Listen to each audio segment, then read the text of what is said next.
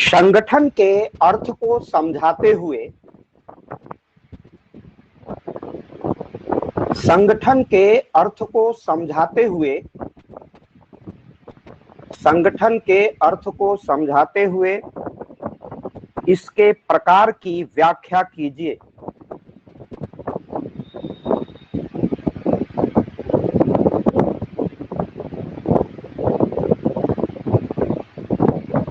Explain the meaning of organization. Hindi वाले एक बार सुन लें। संगठन के अर्थ को समझाते हुए इसकी प्रकार की व्याख्या कीजिए। Explain the meaning of organization, discuss its types, discuss its types.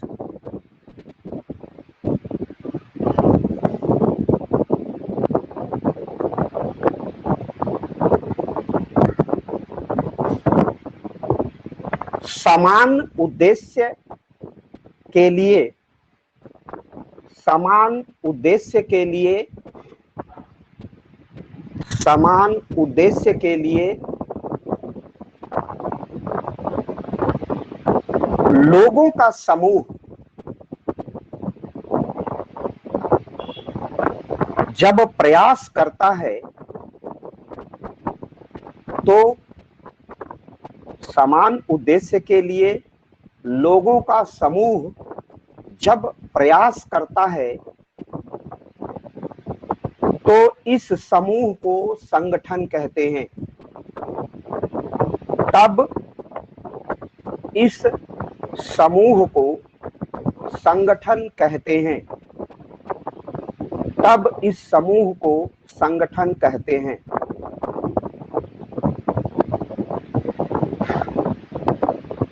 लोगों का समूह समान उद्देश्य के लिए संगठित होता है। लोगों का समूह समान उद्देश्य के लिए संगठित होता है तो संगठन का निर्माण होता है। तो संगठन का निर्माण होता है।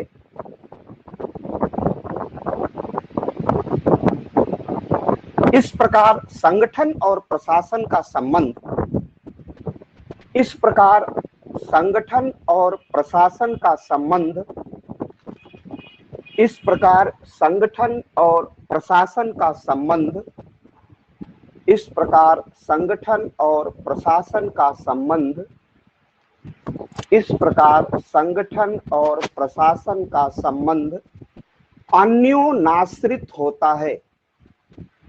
अन्योनाश्रित होता है। अन्योनाश्रित होता है। अन्योनाश्रित माने एक दूसरे पर आश्रित।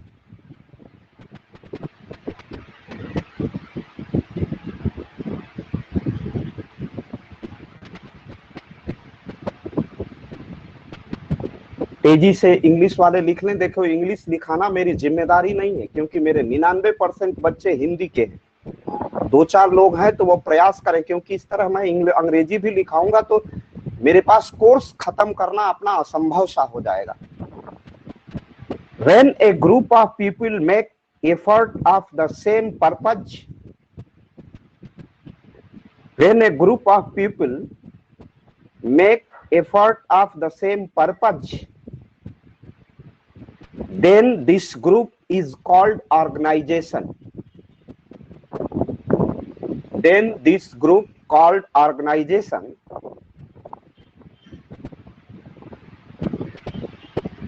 organization is formed when a group of people is organized for a common purpose.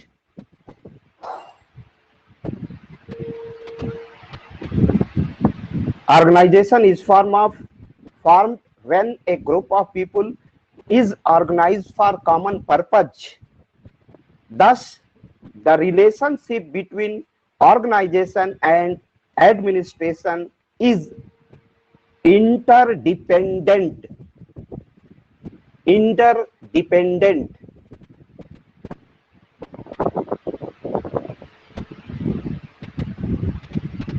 दूसरे शब्दों में यह कहना असंगत न होगा कि, दूसरे शब्दों में यह कहना असंगत न होगा कि प्रशासन का अनिवार्य तत्व संगठन होता है। दूसरे शब्दों में यह कहना असंगत न होगा कि प्रशासन का अनिवार्य तत्व संगठन होता है। दूसरे शब्दों में यह कहना असंगत न होगा कि प्रशासन का अनिवार्य तत्व संगठन होता है। In other words, it would not be inconsistent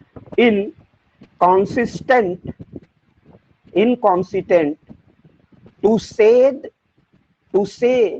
that an essential element of administration is organization.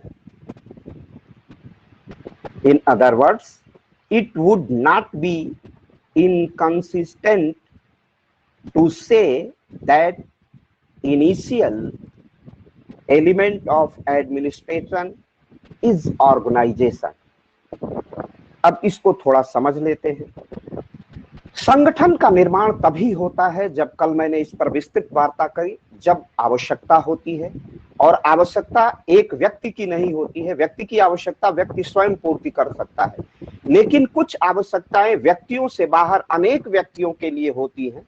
जैसे मैंने कल परिचर्चा की, आपसे संवाद किया तो बताया कि बहुत से लोगों के जाने के लिए पुल निर्माण की समस्या हो, सड़क निर्माण की समस्या हो, तो ये व्यक्ति नहीं कर सकता है, ये व्यक्ति को समूह करेगा। यह समूह इसलिए करेगा कि यह कार्य एक व्यक्ति का नहीं है, अनेक व्यक्ति का है। तो इसीलिए जहां पर उद्देश्य समान हो, कॉमन पर्पज हो, जहां पर अनेक व्यक्तियों का उद्देश्य और लक्ष्य एक हो, और उद्देश्य के लिए कई लोगों का समूह, इंडिविजुअल कोई ग्रुप नहीं होता, इंडिविजुअल कोई समूह नहीं होता, अनेक व्यक्ति उसमें एकत्रित हो जाते हैं तो समूह बन जाता है। तो जब उद्देश्य समान हो और कई लोग उस कार्य को करने के लिए, लोगों का समूह, लोगों से ही समूह बनेगा, जब प्रयास करते हैं है।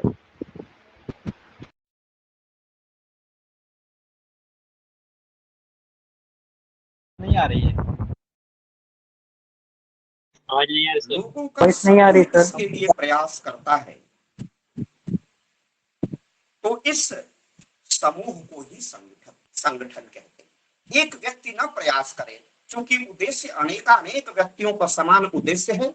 समान उद्देश्य के लिए अनेक व्यक्ति मिलकर के, लोग मिलकर के जब सामूहिक प्रयास करते हैं, तो इस सामूहिक प्रयास की प्रक्रिया को हम संगठन कहते हैं।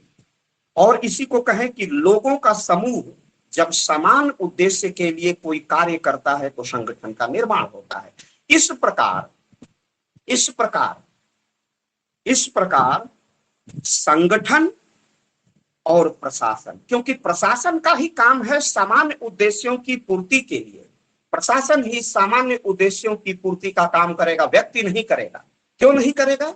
क्योंकि व्यक्ति इंडिविजुअलिस्टिक है, इंडिविजुअल है, और सबके लिए कलेक्टिव, समष्टि, मैक्रो के लिए प्रयास करना है, समष्टि के लिए प्रयास करना है, अनेक व्यक्तियों के लिए कलेक्टिव हमें प्रयत्न करना है। तो उसके लिए क्या होगा? उसके लिए ये होगा कि वो काम प्रशासन करता है। इसलिए संगठन और प्रशासन का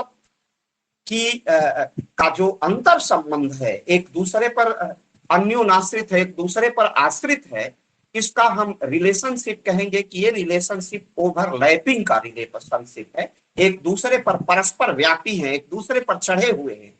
अगर संगठन है तो संगठन का अर्थ ही है कि वो सामूहिक प्रयास है, समान उद्देश्य के लिए और कल्याण के लिए है। और जब संगठन है, समान उद्देश्य के लिए, कल्याण के लिए प्रयास है, तो इसे ही प्रशासन कहते हैं। क्योंकि प्रशासन किसी व्यक्ति का उत्थान नहीं करता, बल्कि राज्य का उत्थान करता है, राज्य के नागरिकों का उत्थान करता है, कल्याण करता है।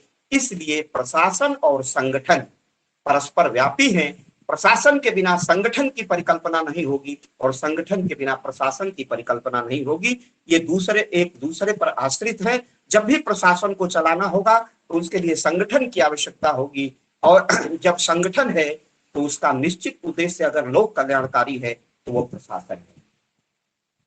तो ये बात आप समझ गए आप।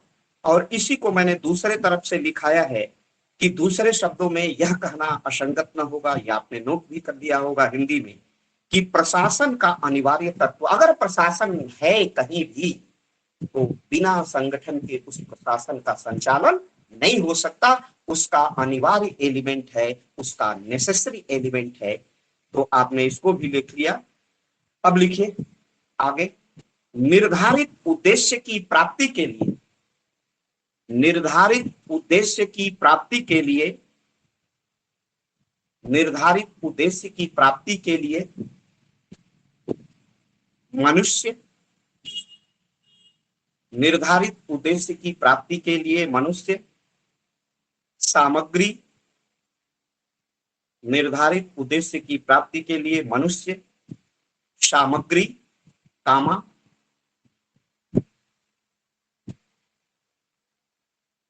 धन का इस प्रकार उपयोग किया जाता है, धन का इस प्रकार उपयोग किया जाता है कि संगठन अपने लक्ष्य को प्राप्त कर लेता है, संगठन अपने लक्ष्य को प्राप्त कर लेता है।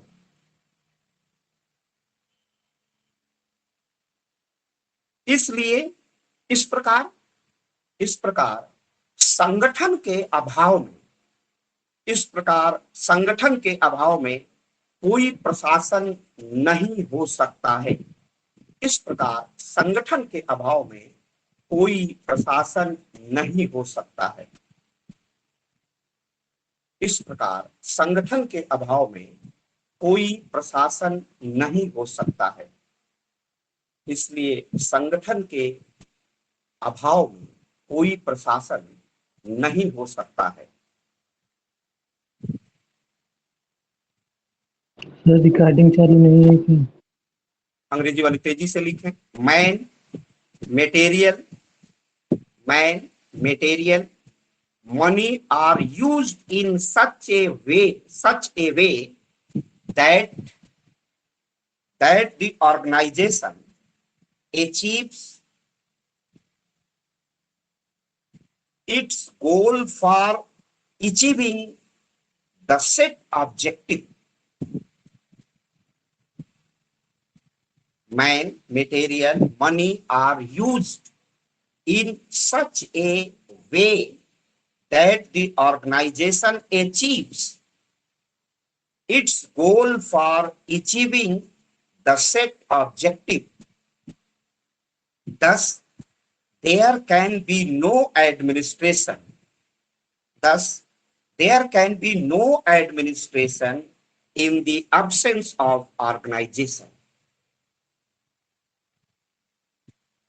किसी भी निर्धारित उद्देश्य की प्राप्ति के लिए, कहीं भी अगर प्रशासन का कोई निर्धारित उद्देश्य है, उसको प्राप्त करने के लिए हमें नई शिक्षा नीति को प्राप्त करना है, एजुकेशन पॉलिसी 2020 है, तो इसको प्राप्त करने के लिए क्या चाहिए? हमारे पास सामग्री चाहिए, हमारे पास नए शिक्षा नीति का डॉक्यूमेंट्स चाहिए, उसका एक विजन चाहिए, एक हमारे पास अभिलेख चाहिए कि कहां से कहां तक किन किन बिंदुओं को हम नई शिक्षा नीति में लागू करेंगे, समाहित करेंगे और उसे उसका कंप्लायंस करेंगे, अर्थात उसे प्रवर्तन में लाएंगे, अर्थात उसे लागू करेंगे।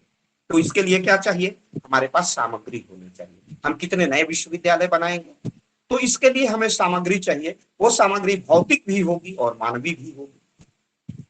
तकनीकी पक्ष का उसमें विशेष योगदान होगा। तो मनुष्य सामग्री, और सामग्री के पास, उसके पास वित्त का होना, धन का होना, फिनांस का होना नितांत आवश्यक है। हमें सड़क निर्माण करना है तो हमें क्या चाहिए? हमें धन चाहिए, हमें सामग्री चाहिए, बिना इसके सड़क का निर्माण नहीं होगा। तो इस प्रकार धन का इस प्रकार, वित्त का इस प्रकार उपयोग किया जाता है जिसके माध्यम से संगठन अपने लक्ष्य को प्राप्त कर लेता है। किसी भी क्षेत्र में उसे पेयजल की समस्या समाप्त करनी है, सड़कों का निर्माण करना है, चिकित्सालयों का निर्माण करना है, उसे नए एम्स बनाने हैं, उसे नए पुल बनाने हैं, उसे नए इंजीनियरिंग के संस्थान खोलने हैं, नए विश्वविद्यालय खोलने हैं, नई रेल लाइन बिछानी है। सबके लिए मनुष्य चाहिए, सामग्री चाहिए, वित्त चाहिए। बिना वित्त के नहीं हो सकता है ये सारा काम। इस प्रकार अगर ये सारा काम मनुष्य को कहाँ नियोजित करना है, मनुष्य आवश्यकता है रेल विभाग में कम से कम 15 लाख कर्मचारी हैं और बिना कर्मचारियों के नहीं होगा कार्य, तो हमें क्या करना पड़ेगा? उनमें कार्मिकों की, उसमें कर्मचारियों की भर्ती करनी पड़ेगी। इससे एम्प्लॉयमेंट भी जनरेट होता है, तो इससे रोजगार में भी वृद्धि होती है, लोगों को रोजगार मिलता है। तो मनुष्य है, उसमें रॉ मटेरियल लोहा लगेगा, अगर रेल नई लाइन बिछानी है तो नए रेल पुलों का निर्माण करना होगा। तो ये सब धन है, मनुष्य है, मनुष्य ही संगठन के रूप में उसमें काम करेंगे, रेल मंत्रालय में, रेलवे बोर्ड में। तो धन चाहिए, मनुष्य चाहिए, सामग्री चाहिए और इसका वित्त चाहिए और इसका उचित रीति से प्रयोग होना चाहिए। हमें कितनी लाइन बिछानी है तो इसकी योजना बनानी पड़ेगी। उन क्षेत्रों में हमें रेल बिछाना पड़ेगा जहां रेल लाइन अभी नहीं है, रेलवे का ट्रैक नहीं है, रेलवे लाइन नहीं बिछाई जा सकी है। उन अछूते क्षेत्रों में हम रेल का परिवहन उपलब्ध कराएंगे और ये सारा कार्य तभी संपन्न होगा जब इसके लिए एक सशक्त संगठन होगा। तो संगठन के अभाव में कोई प्रशासन हो ही नहीं सकता। तो ये आप समझ गए हैं, यही मैंने लिखवाया है हिंदी अंग्रेजी में। आगे लिखिए, दिमाग और दिमाग, एक विद्वान हुआ है दिमाग और दिमाग। दिमाग और दिमाग में इसी तथ्य को ध्यान में रखते हुए, दिमाग और दिमाग में इसी तथ्य को ध्यान में रखते हुए, दिमाग और दिमाग में इसी तथ्य को ध्यान में रखते हुए कहा है कि संगठन वह आधार है, कहा है कि संगठन वह आधार है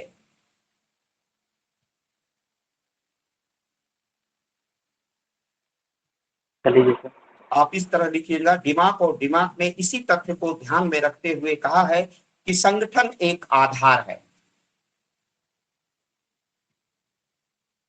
संगठन एक माध्यम है,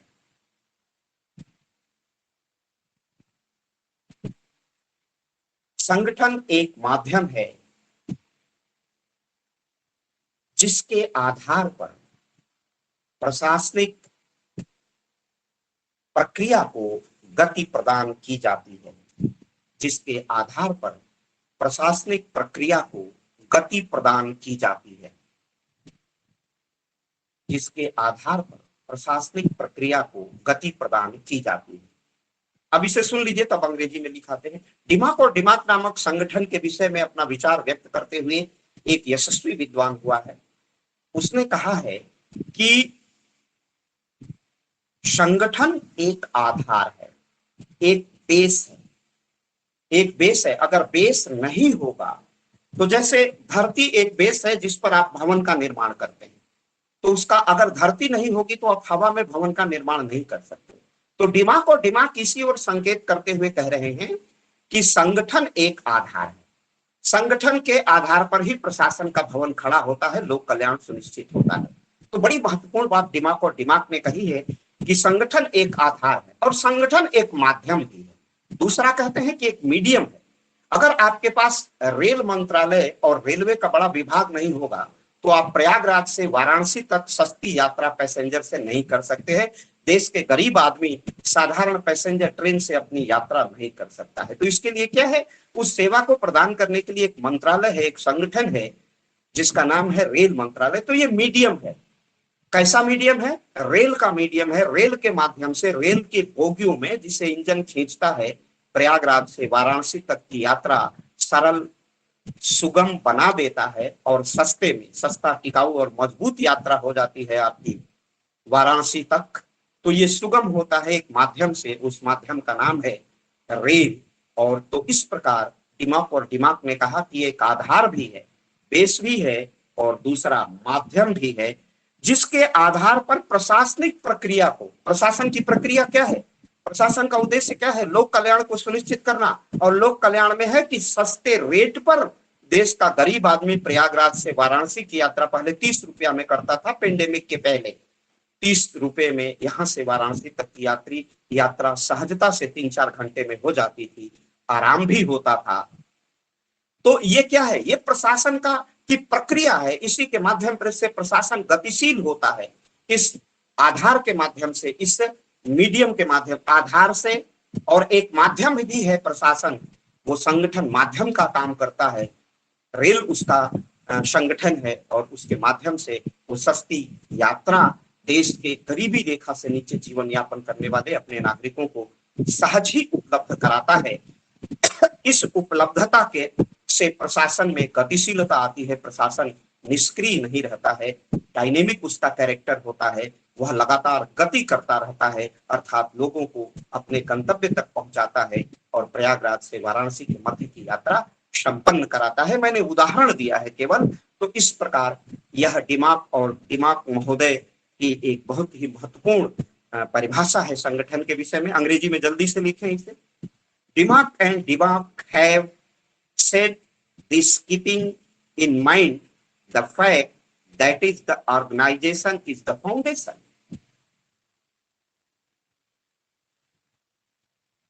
Dimmock and Dimmock have said this keeping in mind the fact that the organization is the foundation or basis. कुछ भी आप लिख सकते हैं, foundation or basis. Organization is the medium. Organization is the medium on which the administrative process is set in the motion. Set in the motion.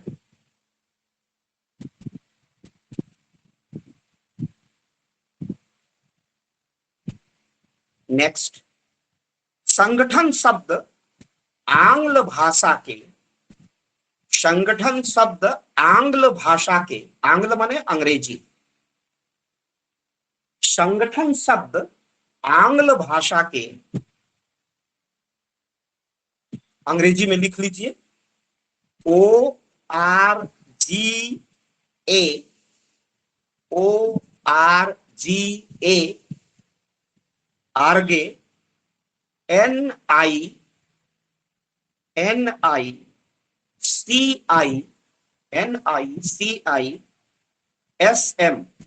Organism,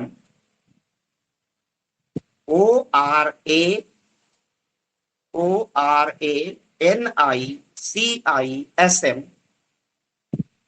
organism, organism से निकला है, जिसका अर्थ है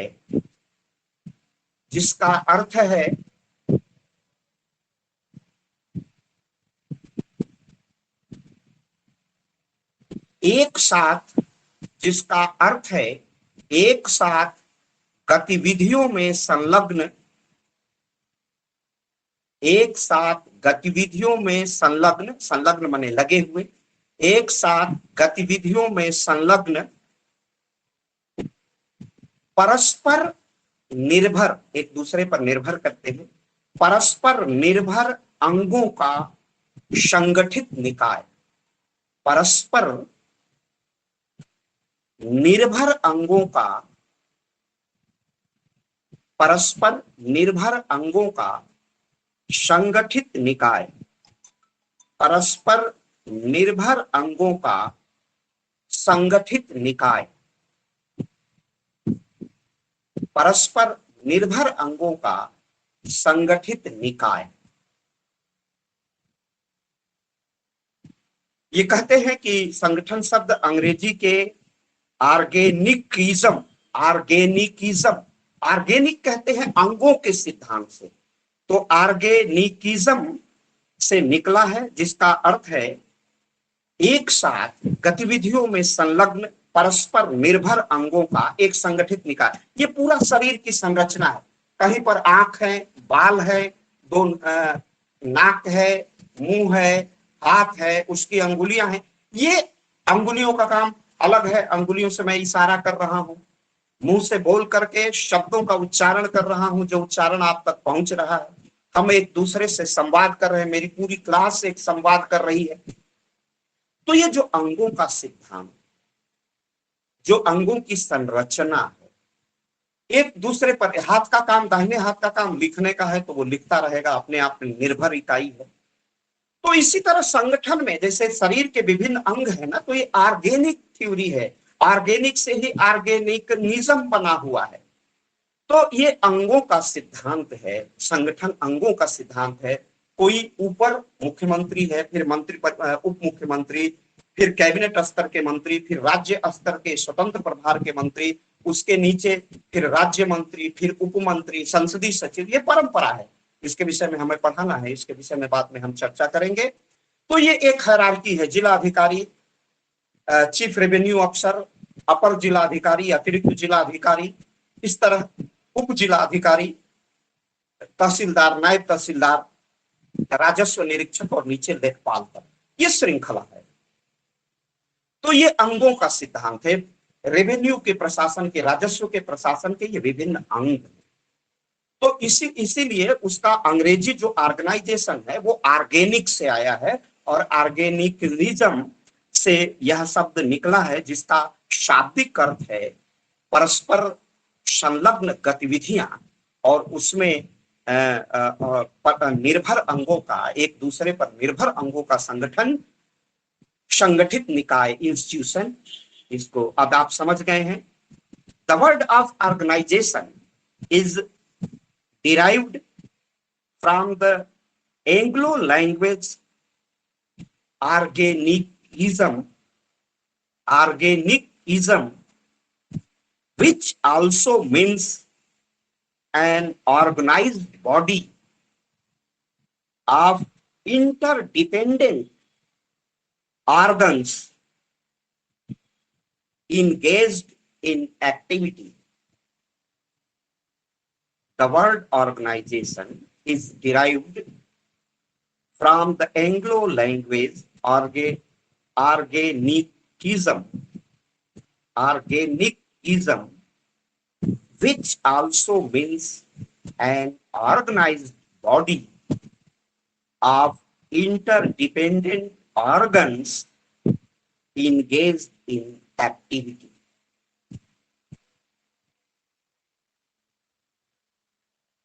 नेक्स्ट, साइमन महोदय ने संगठन को परिभाषित करते हुए, साइमन महोदय ने संगठन को परिभाषित करते हुए कहा है कि, साइमन महोदय ने संगठन को परिभाषित करते हुए कहा है कि संगठन सहकारी प्रयोग की, संगठन, साइमन महोदय ने संगठन को परिभाषित करते हुए कहा है कि संगठन सहकारी प्रयोग की, संगठन सहकारी प्रयोग की एक सुनियोजित व्यवस्था है। सहकारी माने कोऑपरेटिव, एक साथ काम करने, सह माने साथ, कारी माने कार्य करना, सहकारी प्रयोग की एक सुनिश्चित व्यवस्था है जिसमें प्रत्येक प्रतिभागी, प्रतिभागी माने भाग लेने वाला, जिसमें प्रत्येक प्रतिभागी एक निश्चित भूमिका, जिसमें प्रत्येक प्रतिभागी एक निश्चित भूमिका, प्रत्येक प्रतिभागी की एक निश्चित भूमिका, कर्तव्य और उत्तरदायित्व होता है, कर्तव्य और उत्तरदायित्व होता है।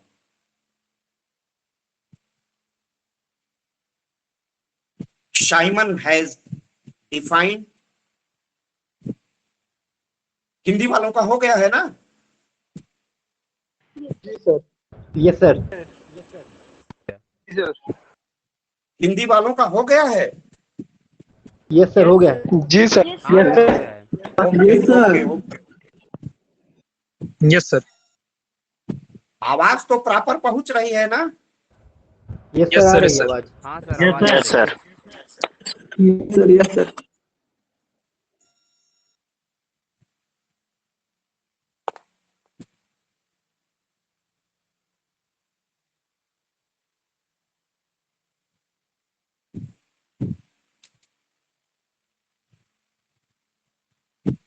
साइमन महोदय ने संगठन को परिभाषित करते हुए कहा है कि संगठन सहकारी प्रयोग की एक सुनिश्चित व्यवस्था है जिसमें प्रत्येक प्रतिभागी की एक निश्चित भूमिका,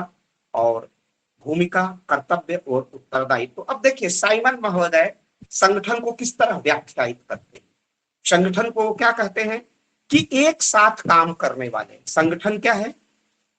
संगठन सहकारी प्रयोग, एक साथ काम करने वाले लोगों का प्रयोग है। और उस प्रयोग के एक साथ, जैसे कॉलेज का उदाहरण लीजिए तो कॉलेज में प्रोफेसर है, कॉलेज में प्रिंसिपल है, कॉलेज में क्लर्क हैं, और कॉलेज में चपरासी हैं, और कॉलेज में बच्चे हैं। और इस तरह यह पीजी कॉलेज का, ईश्वर सरल पीजी कॉलेज का एक संगठन है। तो इस संगठन में एक साथ सभी काम करते हैं। कहीं इंग्लिश की क्लास चल रही है तो कहीं पॉलिटिकल साइंस की क्लास चल रही है, तो सारा कार्य एक साथ संपादित होता है अलग अलग समयों पर। तो यह एक सहकारी, एक साथ मिलकर के प्रयत्न है। ये विद्यार्थी इतनी संख्या में मेरे स्टूडेंट इस वर्चुअल क्लासेस में जुड़े हुए हैं, ये क्या है? एक साथ सभी पढ़ रहे हैं, तो यह सहकारी प्रयोग है। और एक उसकी सुनिश्चित व्यवस्था है कि हम लोगों ने निर्धारित की है कि 6 बज के, जैसे डॉक्टर विवेक राय जी ने 5 से 6 बजे की क्लास चलाई, तो हमने कहा कि 15 मिनट अपने बच्चों को थोड़ा सा और विश्राम विस्थापन दे दें ताकि वो आराम से थोड़ा सा चाय पानी करके जुड़ जाएंगे। तो ये एक सामूहिक प्रयास है, एक साथ मिलके प्रयास है। अभी आपकी एक प्रश्न पत्र चला, फिर ये दूसरे प्रश्न पत्र की पर वार्ता प्रारंभ हो गई, उस पर हम लोग उसको पढ़ रहे हैं, मैं आप तक कम्युनिकेट कर रहा हूँ, सारी बातें आप तक संप्रेषित कर रहा हूँ। तो संगठन को एक ऐसा सहकारी प्रयास, एक साथ मिलकर के प्रयास, जो एक सुनिश्चित व्यवस्था है। सुनिश्चित व्यवस्था है कि पब्लिक एडमिनिस्ट्रेशन मैं पढ़ाऊंगा, डॉक्टर विवेक राय थर्ड पेपर पढ़ाएंगे, और फर्स्ट पेपर डॉक्टर सुमन अग्रवाल किन्हीं कारणों से वो नहीं चल पा रही हैं, अपनी अस्वस्थता के कारण, कोविड के बाद वो विस्मरण की भी शिकार है। तो इसलिए मैंने उसको बीड़ा उठाया है कि मैं ही उस पाठ्यक्रम को पूरा करूंगा एक नैतिक आधार पर। तो ये एक सुनिश्चित व्यवस्था है, आप समझ गए इसको। और जिसमें प्रत्येक प्रतिभागी, चाहे वो छात्र हो, चपरासी हो, क्लर्क हो, प्रोफेसर हो, प्रत्येक प्रतिभागी का एक निश्चित कर्तव्य है। अब अध्यापक का काम पढ़ाना है, प्राचार्य का काम प्रशासन करना है, क्लर्क का काम है प्रशासनिक कार्यों में सहयोग देना, फीस देना, रिजल्ट देना, फीस लेना, अन्य कार्य करना, ये क्लर्क का काम है। चपरासी का कार्य सेवा करना है। तो जितने प्रतिभागी हैं, इनका एक निश्चित उनकी भूमिका है, इनका वर्क है, इनका इंपॉर्टेंस है, और उनके कर्तव्य हैं, उनकी ड्यूटी है, और उनकी अकाउंटेबिलिटी है, अर्थात उनका उत्तरदायित्व। अब इस कॉलेज के ऑर्गेनाइजेशन से आपने इसे सहजता से समझ लिया, और इस तरह आप साइमन की परिभाषा सदैव स्मरण रखेंगे, आपको ये परिभाषा विस्मृत नहीं होगी। आज क्लास हम बहुत स्वस्थ नहीं है, मेरे सर में तेजी से दर्द था, धूप भी प्रचंड थी, और कॉलेज से मैं 4 बजे आया हूँ, तो बहुत लंबी क्लास नहीं ले पाऊंगा। तो अब हमारे छात्र भी धीरे धीरे लेफ्ट करने की ओर अग्रसर हैं। लिखिए अंग्रेजी में, Simon has defined organization a well-planted system of cooperative experimentation in which each participant has a certain role, duty, and responsibility. Simon has defined organization as a well-planned system of Simon has defined organization as a well-planned system of cooperative experimentation in which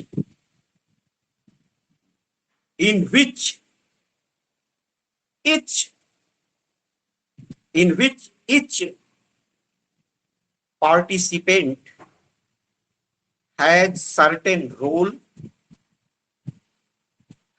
a certain role, duty and responsibility. Duty and responsibility. Duty and responsibility.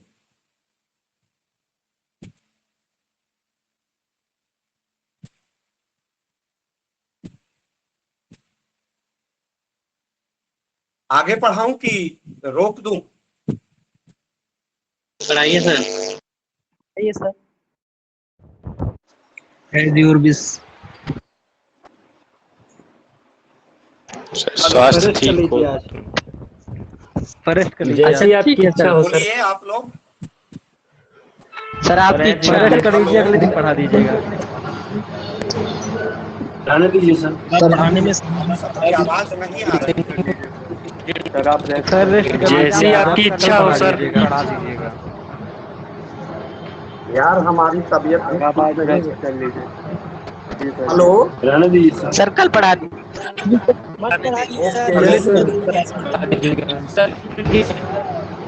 अब 2 घंटे कल पढ़ाइए sir. हमारी स्थिति नहीं है, आपके आदेश से मैं नहीं पढ़ा सकता। ठीक है सर, रहने दीजिए। संख्या लगातार जी सर। मैं कल पढ़ाता हूँ, संख्या लगातार गिरती जा रही है, उसको मुझे विशेष ध्यान देना होगा। Okay sir, okay sir.